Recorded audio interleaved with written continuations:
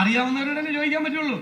അദ്ദേഹത്തിനും നമ്മുടെ പത്മകുമാറിനും അവർക്കെല്ലാം അല്ലേ അറിയാവുന്നത്. ഇപ്പോ വന്നല്ലോ, പ്രതികളായല്ലോ. അപ്പൊ അദ്ദേഹം എനിക്കെതിരായിട്ട് കേസ് കൊടുത്തു. ഏത് നോട്ടീസ്? ഒരു നോട്ടീസ്. അത് ഞാൻ നേരിട്ടോളാം. ഞാനും ഒരു വക്കീലാണ്, ഞാൻ നേരിട്ടോളാം, അത് കുഴപ്പമില്ല. പക്ഷെ അദ്ദേഹത്തിന്റെ ഒരു പ്രത്യേകത, പണ്ട് സ്വപ്ന സുരേഷ് അദ്ദേഹത്തിനെതിരായി ഒരു ആരോപണം ഉന്നയിച്ചു. ആരോപണം ഞാൻ പറയുമെന്ന് നിങ്ങളാരും വിചാരിക്കണ്ട, ഞാൻ പറയില്ല. ആകെ ഞാൻ ആ കാര്യത്തിൽ ഭയങ്കര ഡീസന്റാ, ഞാൻ പറയില്ല. ആരോപണം എന്താണെന്ന് അറിയില്ല. അപ്പൊ എല്ലാവരും ചോദിച്ചു, സിദ്ദിഖാണെന്ന് ചോദിച്ചു, നിങ്ങൾ അവർക്കെതിരായി ഡിഫമേഷന് കേസെടുക്കുമെന്ന് ചോദിച്ചു. ഏയ് ഒരിക്കലും ചെയ്യില്ല, ഒരു പാവം സ്ത്രീ, അവരിങ്ങനെയൊക്കെ പറഞ്ഞെന്നോർത്ത് ഞാൻ അവർക്കെതിരായിട്ട് എടുക്കില്ല എന്ന് പറഞ്ഞു. ഞാൻ പാവമല്ലെന്ന് എനിക്കറിയാം, അതുകൊണ്ടാണ് എനിക്കെതിരെ ഡിഫമേഷൻ കൊടുത്തത്. സ്വപ്ന സുരേഷ് പാവമായതുകൊണ്ട് സ്വപ്ന സുരേഷിനെതിരെ കടകംപള്ളി സുരേന്ദ്രന് ഡിഫമേഷൻ നോട്ടീസ് ഇല്ല, എനിക്കെതിരെ ഉണ്ട്. നമുക്ക് നോക്കാം. ഈ ഡിഫമേഷൻ നോട്ടീസിൽ ഒറ്റ കാര്യം തെളിയിച്ചാൽ മതി. കോടതിയിൽ ഞാൻ പണ്ട് കേസ് നടത്തിയിട്ടുള്ളപ്പോഴോ വക്കീലായിരുന്നപ്പോ ഇത് നമ്മൾ പറഞ്ഞത് സത്യമാണെന്ന് തെളിയിച്ചാൽ മതി. ഞാനിത് കോടതിയിലേക്ക് വരുമ്പോഴേക്കും ഇത് സത്യമാണെന്ന് തെളിഞ്ഞോളൂ. എവിടെയാണെന്ന് പറയണം. അയ്യപ്പന്റെ സാധനം തട്ടിക്കൊണ്ടുപോയത് എവിടെയാണെന്ന് പറയണം. ഇനി എന്തുകൊണ്ടാണ് UDF ഇപ്പോഴത്തെ മന്ത്രി വാസവൻ രാജിവെക്കണം, ഇപ്പോഴത്തെ ദേവസ്വം ബോർഡിനെ പുറത്താക്കണം എന്ന് പറഞ്ഞു അല്ലേ? ഇത് 2019 നടന്ന സംഭവം. അന്ന് ഇവര് ദേവസ്വം മന്ത്രിയല്ല, അന്ന് ഇവര് ദേവസ്വം ബോർഡിന്റെ ആളുകളുമല്ല.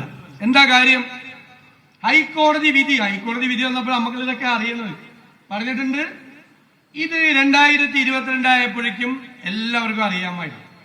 ഏത് ദ്വാരപാലക വിഗ്രഹം വിറ്റതും കട്ടളയും വാതിലും സ്വർണം പൂശിയതൊക്കെ അടിച്ചു മാറ്റിയതും ഒക്കെ എല്ലാവർക്കും അറിയാമായിരുന്നു.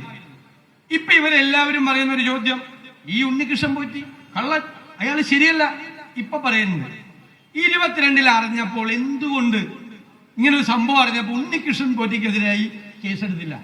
ദേവസ്വം ബോർഡ് അപ്പൊ എഴുതി കൊടുക്കണ്ടേ, ഇയാൾ കൊണ്ടുപോയി ഇത് വിറ്റു, കുഴപ്പമാണ്, എടുക്കൂല. എന്താ കാര്യം? ഞാൻ നേരത്തെ പറഞ്ഞതാ, അയാളെ തൊട്ടാ ഇവരെല്ലാം തൂങ്ങും അല്ലേ? ഇത് മൂടി വെച്ചു, ആരും അറിഞ്ഞിട്ടില്ല. കേരളത്തിൽ കോടതി അറിഞ്ഞില്ല, ആരും അറിഞ്ഞില്ല. 2025 ഈ വർഷമായപ്പോ വീണ്ടും ആഗ്രഹം, മറ്റത് കട്ട് നിന്നത് ആരും അറിഞ്ഞിട്ടില്ലല്ലോ.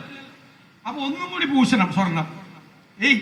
നിങ്ങൾ മനസ്സിലാക്കിക്കൊള്ളാം, 2019 കൊണ്ടുപോയത് 20 വർഷത്തെ ഗ്യാരണ്ടിയാ, ഇതിപ്പോ 6 വർഷമായിട്ടില്ല. അപ്പൊ ഒന്നും കൂടി പൂശാനൊരു മോഹം ആർക്കൊക്കെ? ഇപ്പോഴത്തെ ദേവസ്വം മന്ത്രിക്കും ഇപ്പോഴത്തെ ദേവസ്വം ബോർഡ് പ്രസിഡന്റിനും. കാരണം മറ്റത് കൊണ്ടുപോയിട്ട് നല്ല അടിയടിച്ചെന്ന് മനസ്സിലായല്ലോ. ഏത്? അപ്പൊ ഇവർക്കൊരു ആഗ്രഹം വരിക സ്വാഭാവികമല്ലേ? അപ്പോഴേക്കും തിരുവാഭരണം കമ്മീഷൻ ഒരു കത്തെഴുതി. ഇതൊക്കെ ഞാൻ കോടതി വിധി നിന്ന് വായിച്ചതാണ്, എല്ലാം എന്റെ അടുത്തുണ്ട് രേഖകൾ.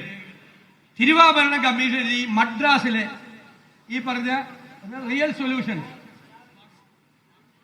സ്മാർട്ട് സൊല്യൂഷൻസ്, അവര് കേപ്പബിൾ അല്ല ഇത് ചെയ്യാൻ. അതുകൊണ്ട് അങ്ങോട്ട് കൊടുക്കണ്ട, ഇവിടെ വെച്ച് തന്നെ നടത്തിയാൽ മതി. സമ്മതിക്കുക? കാരണം പോറ്റിയുടെ കയ്യിൽ കൊടുത്തുവിടണ്ടേ? പോറ്റിയുടെ കയ്യിൽ കൊടുത്താലേ മറ്റേ നടക്കുള്ളൂ. അപ്പോഴേക്കും ദേവസ്വം ബോർഡ് പ്രസിഡന്റ് ഒരു കത്തെഴുതി. ആർക്ക്? തിരുവാഭരണം കമ്മീഷണർക്ക്. അല്ലല്ല, അത് പോറ്റിക്ക് തന്നെ കൊടുക്കണം. എന്നിട്ട് 2025 വീണ്ടും ഇത് പോറ്റിക്ക് കൊടുക്കാൻ തീരുമാനിച്ചു. അപ്പൊ ഈ വാസവ മന്ത്രിയും ഇപ്പോഴത്തെ ദേവസ്വം ബോർഡ് പ്രസിഡന്റും ഒക്കെ ഈ കളവ് നടന്നത് അറിഞ്ഞുകൊണ്ട് തന്നെ ആരോപണ വിധേയനായ അയാൾക്ക് തന്നെ വീണ്ടും കൊടുക്കാൻ തീരുമാനിക്കുക. പക്ഷെ ഞാൻ പേടിച്ചുപോയി.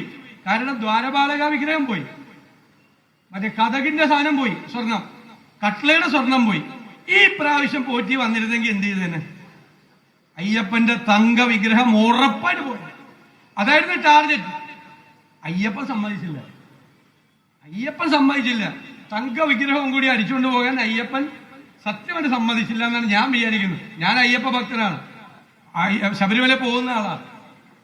അയ്യപ്പൻ അങ്ങനെയാണ്. കോടതിയിൽ ഇത് വന്നപ്പോ കോടതി ഇത് ചകഞ്ഞ് നോക്കിയപ്പോഴാണ് പഴയ കഥകൾ മുഴുവൻ ഇങ്ങനെ പുറത്തു വന്നത്.